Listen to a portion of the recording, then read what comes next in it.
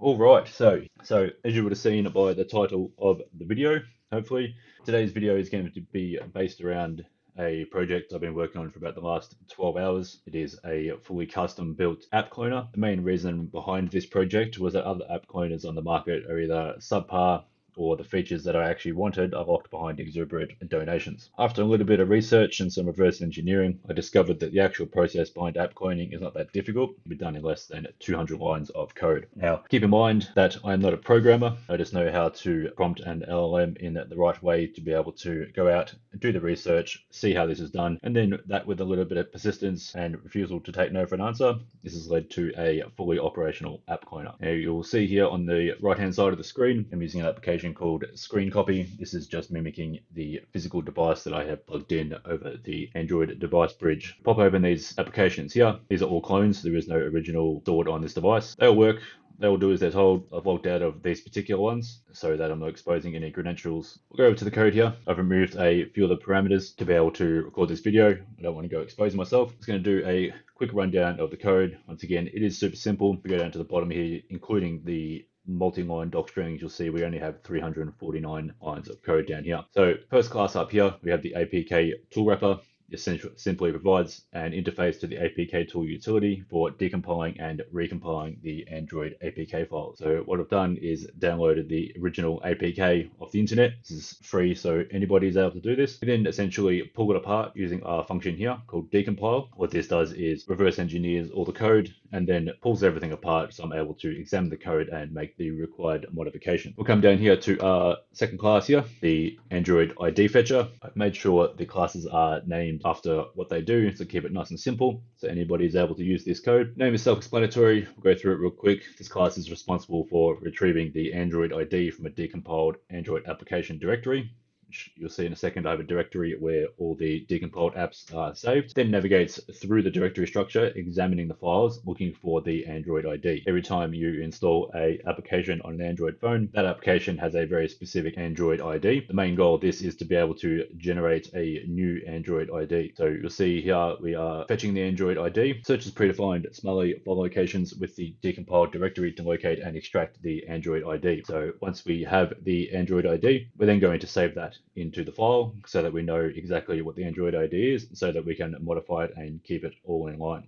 So if we go down to the next class here, we have manifest fixer. So the reason that I had to add in this class here was I was getting an error specifically around this Android resource idea that you will see right here. So part of the script is going in and commenting out this very particular line. I wasn't able to get it to work with this. I'm not exactly sure why. I'm going to go deeper into this today and work out why that happened. In the manifest fixer class, you're coming in and changing the package name. Change package name does exactly what it says. Changes the package name in the Android manifest to allow the modified app to be installed alongside an original, or in this case, another clone. So we need to come in and change this package name essentially. Super simple, nothing crazy is happening here. All that we're doing is using regex to be able to find a particular name, generate the new package name, and then replace it. Generate random letters, don't need to explain what this does. And we come down to parameter generator. This one here, once again, very, very stock standard. It basically says exactly what it's doing. It's generating new parameters. So there's multiple identifiers that applications and phones use to be able to see whether this application has already been installed. So we're generating new Android ID by altering the last two characters. This is just a test, so I'm going to advance on this a little bit more over the coming days. Then we come down here and this is what we are generating. So we're generating Android ID, the model number, the manufacturer, board, bootloader, fingerprint, OS, Google advertising, and DNS servers. Once again, this is an example. I've removed quite a few other things in here that I'm generating new IDs for, but I didn't want to go through absolutely everything.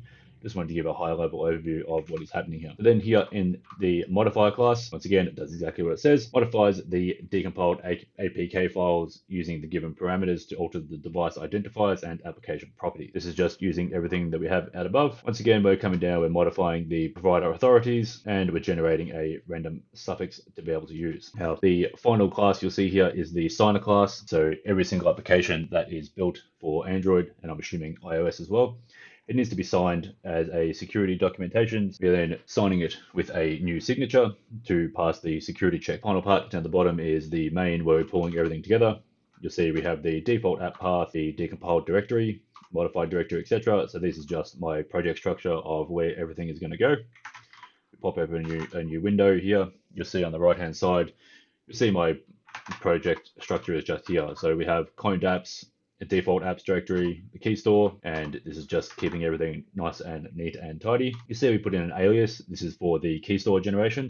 And then the password. I have obviously removed this so you guys don't try and steal my passwords. It'll be a bad day. And then all we're doing is calling the manifest fixer, calling the ID fetcher. We're putting in the new Android ID, the new parameters, and then we are recompiling the application here.